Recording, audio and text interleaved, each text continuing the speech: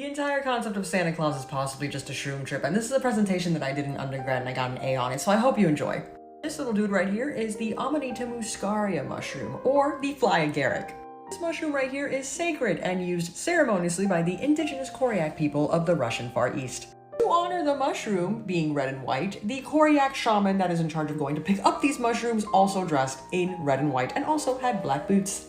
This mushroom, again, considered a gift by the Koryak people, and it grows at the base of pine trees. Now, what do you put under pine trees on Christmas? Gifts. Although used ceremoniously, this is a highly toxic mushroom, and there are two different ways to make it less toxic for consumption. Number one would be to put them in a bag and hang them over the fireplace to dry them out, or to drink the urine of reindeer that have already eaten this mushroom, because the reindeer's body already processes most of the bad stuff out. Does hanging stuff over the fireplace seem familiar to you on Christmas? Yeah. This mushroom wouldn't just affect humans, it would also affect the reindeer. So the reindeer were having a really good time too. One of the effects of this mushroom is that it kind of gives you a little bit of super strength, right? So the reindeer were jumping up really high and it looked like they were flying. Also enough strength where maybe they can pull a sled.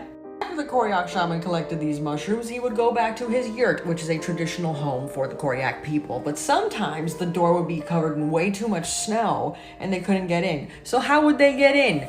Through the chimney. Yeah, the Koryak shaman dressed in red and white with a bag of treats would go down the chimney to disperse the gifts.